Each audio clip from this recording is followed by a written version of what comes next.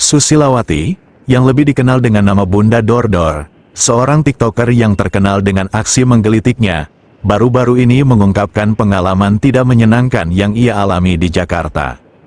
Selama 2 hari bekerja di ibu kota, Bunda Dor-Dor merasa terjebak dalam penipuan honor kerja setelah mendapatkan uang 15 juta rupiah, yang dirasa sangat tidak sebanding dengan segala usaha dan pekerjaan yang dilakukannya.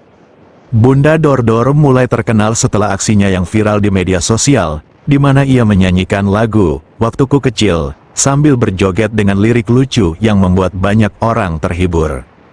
Kepopulerannya semakin meningkat, sehingga ia kebanjiran berbagai tawaran pekerjaan, mulai dari menjadi bintang tamu di stasiun televisi nasional hingga kolaborasi dengan kreator konten lainnya serta endorsement produk. Namun, popularitas yang diraih Bunda Dor-Dor justru membawa masalah baru. Ketika dirinya terbang ke Jakarta untuk memenuhi berbagai job yang datang, dia merasa dirugikan oleh oknum yang mengajaknya bekerja di ibu kota.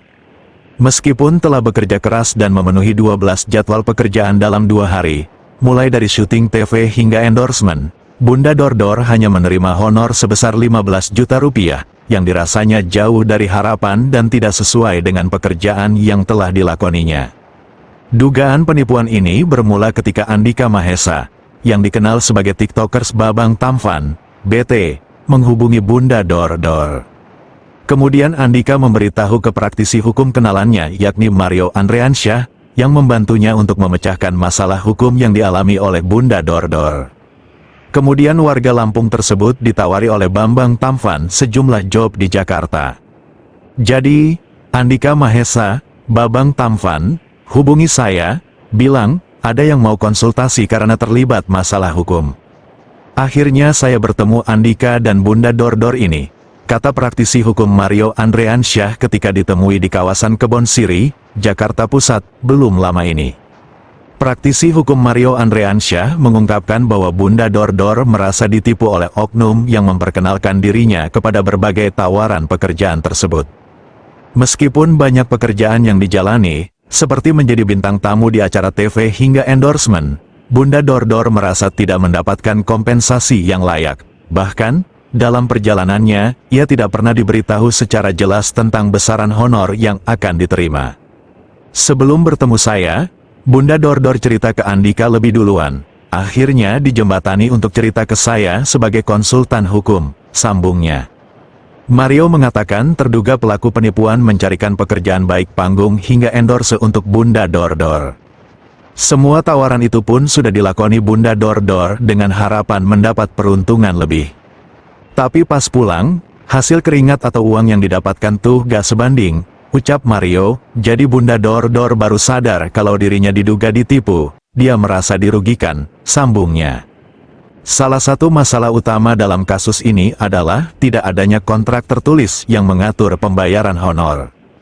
Bunda Dor-Dor mengaku bahwa selama bekerja di Jakarta, ia hanya diberikan informasi lisan mengenai bayaran tanpa adanya kejelasan tertulis.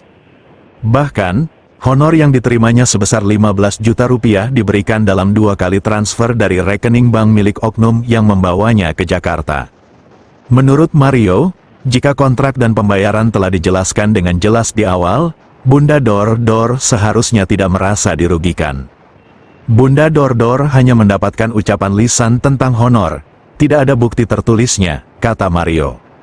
Merasa dirugikan, Bunda Dor-Dor melalui kuasa hukumnya, Roberto Evo Wakando, mengungkapkan bahwa mereka siap membawa kasus ini ke jalur hukum jika tidak ada penyelesaian yang memadai. Bunda Dor-Dor berharap agar oknum yang terlibat dapat mempertanggungjawabkan tindakannya. Apabila ada dugaan tindak pidana dan lainnya, kami akan melakukan upaya lain seperti langkah hukum dan lainnya, kata Roberto. Bunda Dor-Dor juga menambahkan bahwa selama berada di Jakarta, ia menjalani 12 jadwal pekerjaan yang melibatkan berbagai stasiun televisi dan endorsement. Namun ia tidak mengetahui dengan pasti total honor yang akan diterima. Hanya setelah pulang ke Lampung, ia menerima transfer uang sebesar 15 juta rupiah dari pihak yang membawanya ke Jakarta.